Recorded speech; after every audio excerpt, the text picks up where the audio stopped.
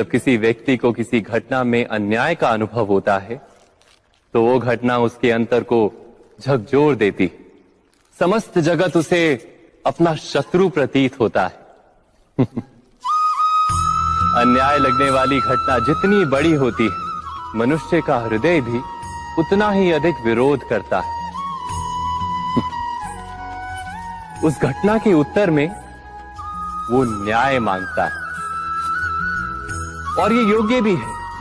वास्तव में समाज में किसी भी प्रकार का अन्याय व्यक्ति की आस्था और विश्वास का नाश है। किंतु ये न्याय क्या है? न्याय का अर्थ क्या है?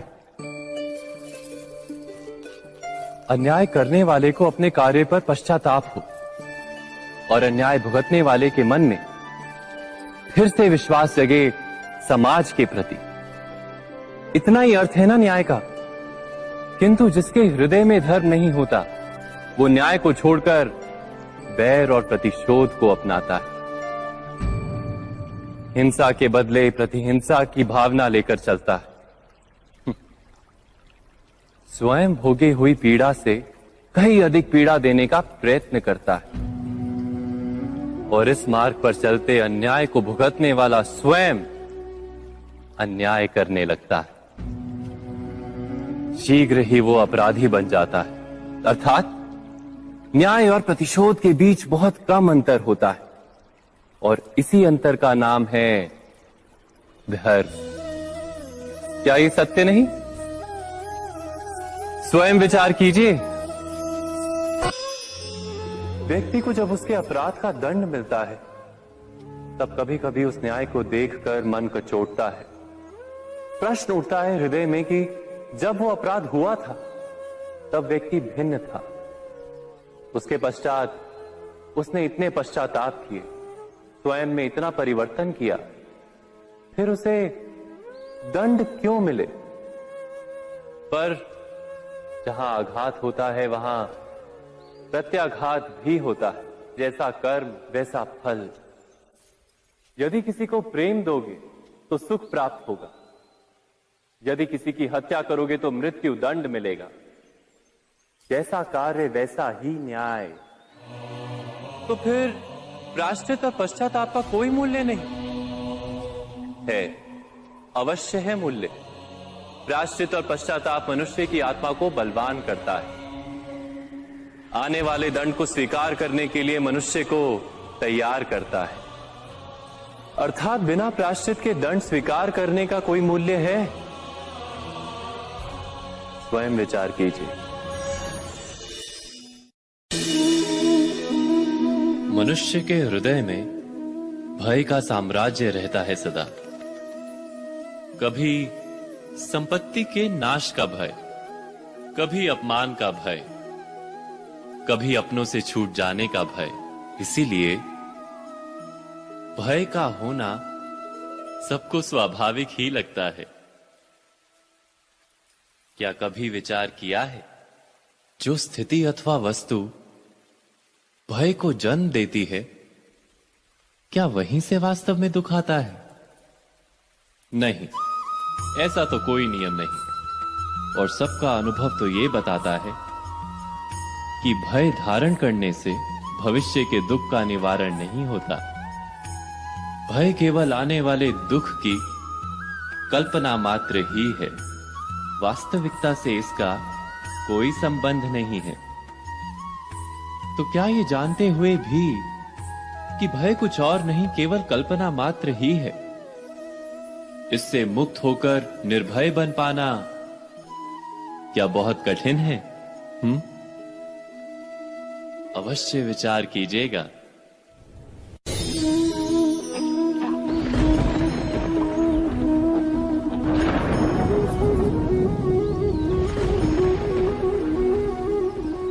सपनों और पूर्वाभासों के आधार पर हम भविष्य के सुख दुख की कल्पना करते हैं। भविष्य के दुख का कारण दूर करने के लिए हम आज योजना बनाते हैं। किंतु कल के संकट को आज निर्मूल करने से हमें लाभ मिलता है या हानि पहुंचती है? ये प्रश्न हम कभी नहीं करते। सत्य तो ये है कि संकट और उसका निवारण साथ जन से, व्यक्ति के लिए भी और सृष्टि के लिए भी। नहीं, आप अपने भूतकाल का स्मरण कीजिए, इतिहास को देखिए। आप तुरंत ही ये जान पाएंगे कि जब जब संकट आता है तब तब उसका निवारण करने वाली शक्ति भी जन्म लेती है। यही तो जगत का चलन है। वस्तुतः संकट ही शक्ति के जन्म का कारण है। प्रत्येक व्यक्ति जब संकट से निकलता है तो एक पद आगे बढ़ा होता है, अधिक चमकता है, आत्मविश्वास से अधिक भरा होता है, न केवल अपने लिए अपितु विश्व के लिए भी। क्या ये सत्य नहीं? वास्तव में संकट का जन्म है एक अवसर का जन्म, अपने आप को बदलने का, अपने विचारों को ऊंचाई पर करने का अवसर, अपनी आत्मा को बलवान और ज्ञान मंडित बनाने का अवसर। जो ये कर पाता है उसे कोई संकट नहीं होता, किंतु जो ये नहीं कर पाता वो तो स्वयं एक संकट है विश्व के लिए। विचार कीजिए।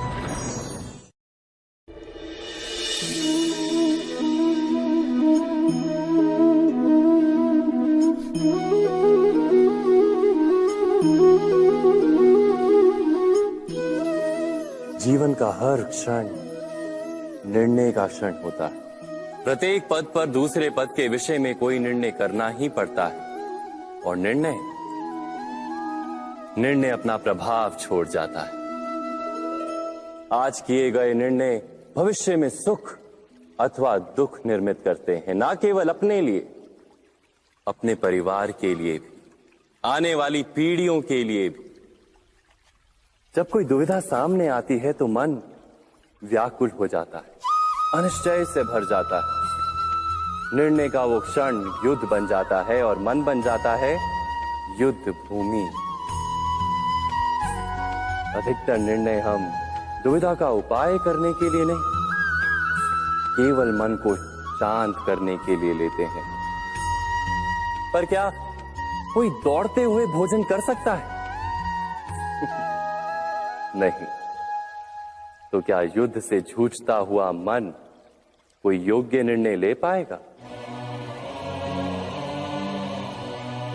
वास्तव में शांत मन से जब कोई निर्णय करता है तो अपने लिए सुखद भविष्य बनाता है, किंतु अपने मन को शांत करने के लिए जब कोई निर्णय करता है तो वो व्यक्ति भविष्य में अपने लिए कांटों भरा वृक्ष लगाता है।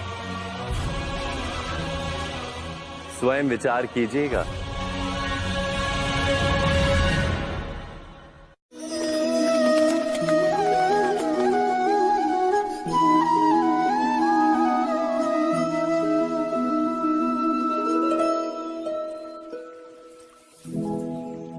निर्णय के क्षण में हम सदा ही किसी अन्य के सुझाव, सूचना, मंत्रणा या परामर्श को आधार बनाते हैं, और हमारे भविष्य का आधार हमारे आज लिए गए निर्णय के ऊपर होता है। तो क्या हमारा भविष्य किसी अन्य के परामर्श, किसी अन्य के सुझाव का फल है? क्या हमारा संपूर्ण जीवन किसी अन्य की बुद्धि का परिणाम? क्या हमने कभी विचार किया है? सबका अनुभव है कि भिन्न भिन्न लोग एक ही स्थिति में भिन्न भिन्न परामर्श देते हैं। मंदिर में खड़ा भक्त कहता है कि दान करना चाहिए, और चोर कहता है यदि अवसर मिले तो इस मूर्ति के श्रृंगार चुरा। धर्म से भरा हृदय धर्ममय सुझाव देता है, और अधर्म से भरा हृदय अधर्म का परामर्श देता है। धर्म में सुझाव का स्वीकार ही मनुष्य को सुख की ओर ले जाता है, किंतु ऐसे परामर्श का स्वीकार करना तभी संभव होता है जब हृदय में धर्म हो। अर्थात किसी का सुझाव अथवा परामर्श स्वीकार करने से पूर्व स्वयं अपने हृदय में धर्म को स्थापित करना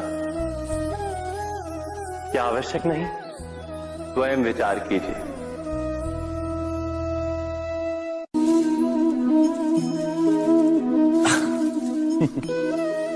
मनुष्य के सारे संबंधों का आधार है अपेक्षा। पति कैसा हो? जो मेरा जीवन सुख और सुविधा से भर दे। पत्नी कैसी हो? जो सदैव मेरे प्रति समर्पित रहे।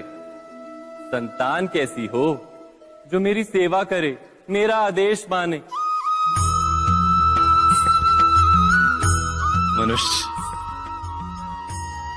मनुष्य उसी को प्रेम भी कर पाता है जो उसकी अपेक्षा पूर्ण करता है। और अपेक्षा की तो नियति है भंग होना। कैसे? क्योंकि अपेक्षा मनुष्य के मस्तिष्क में जन्म लेती है। कोई अन्य व्यक्ति उसकी अपेक्षाओं के बारे में जान ही नहीं पाता। पूर्ण करने की प्रामाणिक इच्छा हो तब भी कोई मनुष्य किसी की अपेक्षाओं को पूर्ण नहीं कर पाता। और वहां से जन्म लेता है संघर्ष। सारे संबंध संघर्ष में परिवर्तित हो जाते। पर मनुष्य अपेक्षा को संबंध का आधार ना बनाए और स्वीकार करे केवल संबंध का आधार, तो क्या ये जीवन स्वयमेव सुख और शांति से नहीं भर जाएगा? स्वयं विचार कीजिएगा।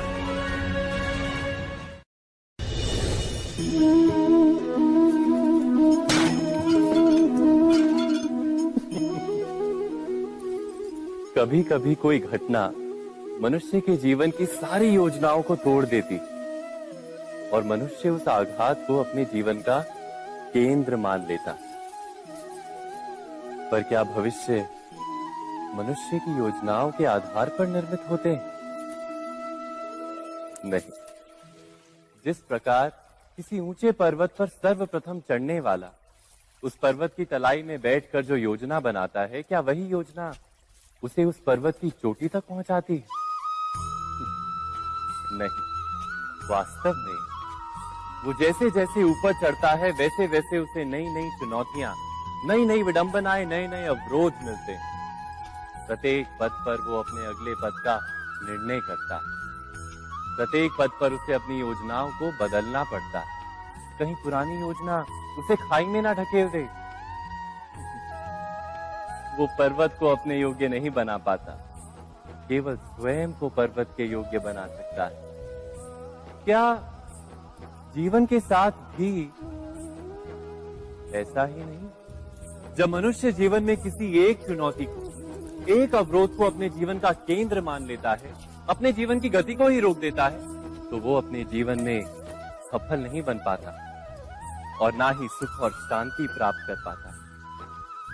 अर्थात जीवन को अपने योग्य बनाने के बदले स्वयं अपने को जीवन के योग्य बनाना ही सफलता और सुख का एकमात्र मार्ग नहीं? स्वयं विचार कीजिए।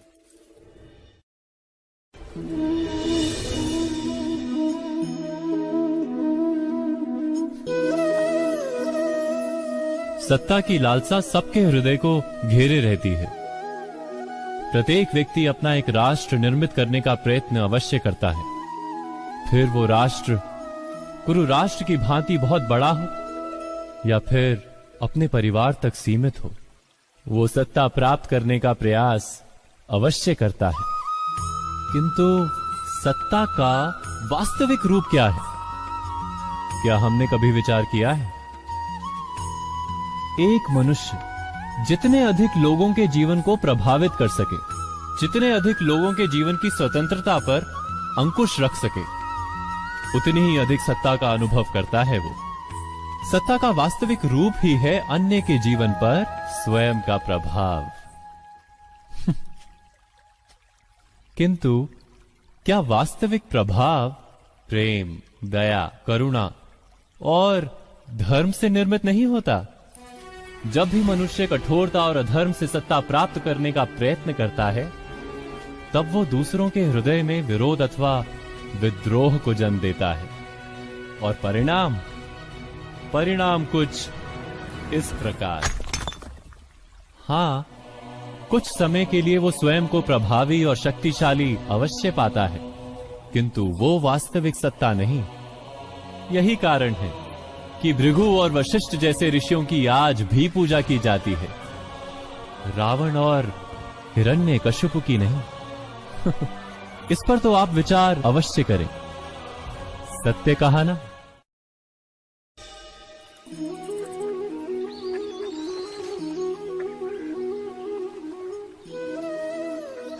समय के आरंभ से ही मनुष्य को एक प्रश्न सदा पीड़ा देता है कि वो अपने संबंधों में अधिकतम सुख और कम से कम दुख किस प्रकार प्राप्त कर सकता है। क्या आपके सारे संबंधों ने आपको संपूर्ण संतोष दिया है? विचार कीजिए। हमारा जीवन संबंधों पर आधारित है, हमारी सुरक्षा संबंधों पर आधारित है। इसी कारण हमारे जीवन के सारे सुखों का आधार भी संबंध है। किंतु फिर भी हमें संबंधों में ही अधिकतर दुख क्यों प्राप्त होते हैं? सदा ही संघर्ष भी संबंधों से ही उत्पन्न क्यों हो जाते हैं? कभी विचार किया है? जब कोई व्यक्ति किसी अन्य व्यक्ति के विचार अथवा कार्य को स्वीकार नहीं करता, उसमें परिवर्तन करने का प्रयत्न करता है, तो संघर्ष जन्म लेता है। अर्थात जितना अधिक अस्वीकार उतना ही अधिक संघर्ष, और जितना अधिक स्वीकार उतना ही अधिक सुख। क्या ये वास्तविकता नहीं? यदि मनुष्य स्वयं अपनी अपेक्षाओं पर अंकुश रखे, अपने विचारों को परखे, किसी अन्य व्यक्ति में परिवर्तन करने का प्रयत्न ना कर स्वयं अपने भीतर परिवर्तन करने का प्रयास करे, तो क्या संबंधों में संतोष प्राप्त करना इतना कठिन? अर्थात क्या स्वीकार ही संबंध का वास्तविक अर्थ नहीं? स्वयं विचार कीजिए। दो व्यक्ति जब निकट आते हैं तो एक दूसरे के लिए सीमाएं और मर्यादाएं निर्मित करने का प्रयत्न अवश्य करते हैं। हम यदि सारे संबंधों पर विचार करें तो देखेंगे कि इन सारे संबंधों का आधार यही सीमाएं हैं जो हम दूसरों के लिए निर्मित करते हैं। और यदि अनजाने में भी कोई अन्य व्यक्ति इन सीमाओं को तोड़ता है तो उसी क्षण हमारा हृदय क्रोध से भर जाता है। इन सीमाओं का वास्तविक रूप क्या है? क्या हमने कभी विचार किया? सीमाओं के द्वारा हम दूसरे व्यक्ति को निर्णय करने की अनुमति नहीं देते, अपना निर्णय उस व्यक्ति पर थोपते हैं। अर्थात किसी की स्वतंत्रता का अस्वीकार करते हैं हम। और जब स्वतंत्रता का अस्वीकार किया जाता है तो उसका हृदय दुख से भर जाता है, और जब वो सीमाओं को तोड़ता है तो हमारा हृदय क्रोध से भर जाता है। क्या ऐसा नहीं होता?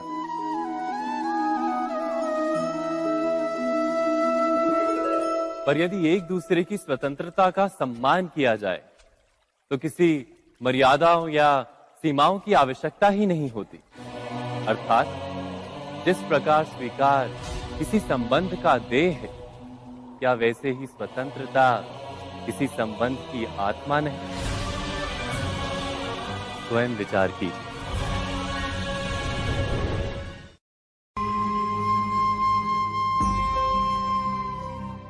प्रत्येक मनुष्य के जीवन में ऐसा क्षण अवश्य आता है जब सारे स्वप्न, सारी आशाएं, सारे दृश्य ध्वस्त हो जाते हैं। जीवन के सारे आयोजन ही बिखर जाते हैं। एक और धर्म होता है और दूसरी ओर सुख। इसी को धर्म संकट कहते हैं। जब धर्म का वहन ही संकट हो और धर्म का त्याग ही सुख हो। विचार कीजिए, कभी किसी स्वजन के विरुद्ध सत्य बोलने का अवसर प्राप्त हो जाता है, कभी ठीक दरिद्रता के समय सरलता से चोरी करने का मार्ग प्राप्त हो जाता है, कभी किसी शक्तिशाली राजनेता या राजा के कर्मचारी का अधर्म प्रकट हो जाता है। सबके जीवन में ऐसी घटना बनती ही रहती है। अधिकतर लोग ऐसे किसी क्षण को धर्म संकट के रूप में जान ही नहीं पाते। हमें किसी प्रकार के संघर्ष का अनुभव ही नहीं होता। सहजता से सुख की ओर खींचे चले जाते हैं, जैसे मक्खी गुड़ की ओर खींची चली जाती। वास्तव में धर्म संकट का क्षण ईश्वर के निकट जाने का क्षण होता है। यदि हम संघर्षों से भयभीत ना हो, सुख की ओर आकर्षित ना हो, अपने धर्म पर दृढ़ रहे, तो ईश्वर का साक्षात्कार दूर नहीं।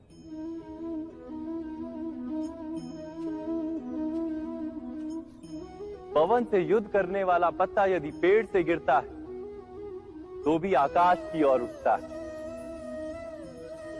पवन से झुकने वाली घास वहीं भूमि पर रह जाती है। अर्थात धर्म संकट से यदि हम संकट को ही टाल दें तो सुख तो मिलता है, जीवन बढ़ता है, किंतु क्या चरित्र नहीं टूटता? क्या आत्मा दरिद्र नहीं हो जाती? क्या ईश्वर से अंतर नहीं हो जाता? स्वयं विचार कीजिए। जब भी किसी की आशा और इच्छा भंग होती है तो उसका हृदय क्रोध से भर जाता है। जिस व्यक्ति को वो अपना अपराधी समझता है उसे दंड देने का प्रयत्न करता है। पर क्या हमारी इच्छा या आशा का भंग होना क्या सदा ही किसी का अपराध होता है? इच्छाओं के अपूर्ण रहने के तो कई कारण हो सकते हैं। कुछ तो संजोग के कारण अधूरी रह जाती हैं और कुछ नियति के कारण। और कभी कभी इच्छाओं का स्वरूप ही ऐसा होता है कि वो पूर्ण नहीं हो पाती। बिना परिस्थिति पर विचार किए किसी को अपराधी मान लेना न्याय नहीं, प्रतिशोध है। न्याय का आधार तो दया है, करुणा है, और प्रतिशोध का आधार क्रोध, अहंकार। अर्थात हृदय में करुणा धारण किए बिना किसी के अपराध के विषय में विचार करना, किसी को दंड देना, क्या अपने आप में ही अन्याय नहीं? स्वयं विचार कीजिए।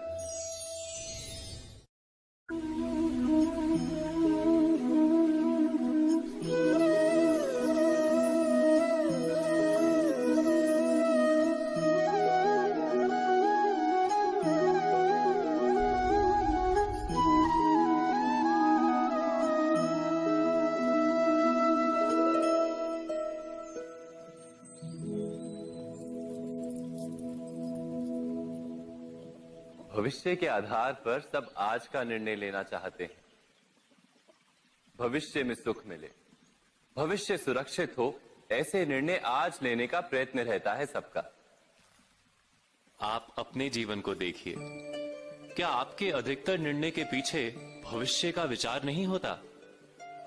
और हो भी क्यों ना, अपने जीवन को सरल और सुखमय बनाने का प्रयत्न करने का अधिकार सबका है। पर भविष्य तो कोई नहीं जानता, केवल कल्पना ही की जा सकती है। तो जीवन के सारे महत्वपूर्ण निर्णय कल्पनाओं के आधार पर ही करते हैं हम। क्या निर्णय करने का कोई तीसरा मार्ग हो सकता है? विचार कीजिए। सारे सुखों का आधार धर्म है और वो धर्म मनुष्य के हृदय में बसता है। तो प्रत्येक निर्णय से पूर्व स्वयं अपने हृदय से ये प्रश्न अवश्य पूछ लेना कि ये निर्णय स्वार्थ से जन्मा है या धर्म से। क्या इतना पर्याप्त नहीं? भविष्य के बदले धर्म का विचार करने से क्या भविष्य अधिक सुखपूर्ण नहीं होगा? स्वयं विचार कीजिए।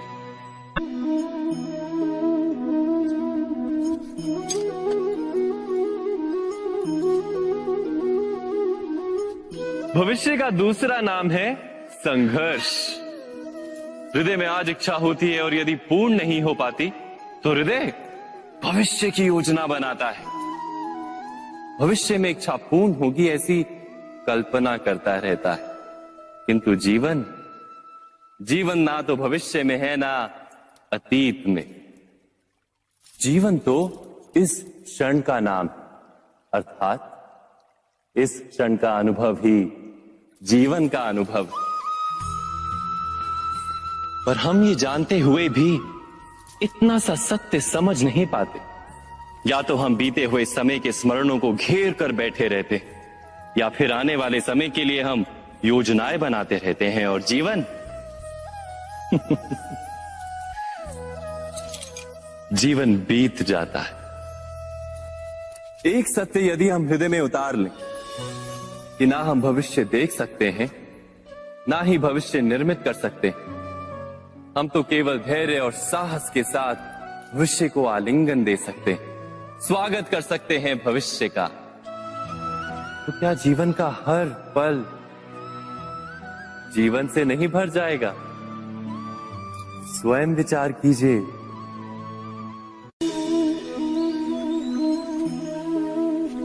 सबके जीवन में ऐसा प्रसंग अवश्य आता है कि सत्य कहने का निश्चय होता है हृदय में, किंतु मुख से सत्य निकल नहीं पाता। कोई भय मन को घेर लेता है। किसी घटना अथवा प्रसंग के बारे में बात करना, या फिर स्वयं से कोई भूल हो जाए उसके बारे में कुछ बोलना, क्या ये सत्य है? नहीं, ये तो केवल तथ्य है। अर्थात जैसा हुआ था वैसा केवल बोल देना सामान्य सी बात है। किंतु कभी कभी उस तथ्य को बोलते हुए भी भय लगता है। कदाचित किसी दूसरे की भावनाओं का विचार आता है मन, दूसरे को दुख होगा ये भय भी शब्दों को रोकता है।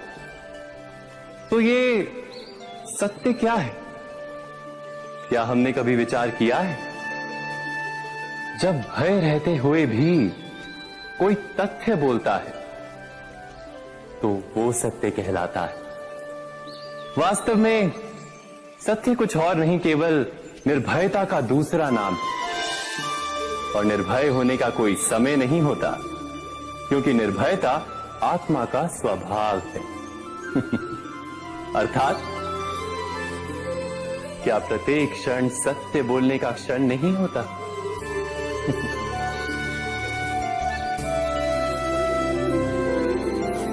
स्वयं विचार कीजिए।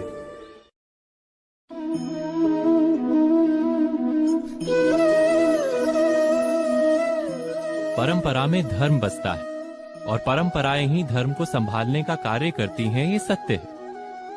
पर क्या केवल परंपरा ही धर्म है? विचार कीजिए।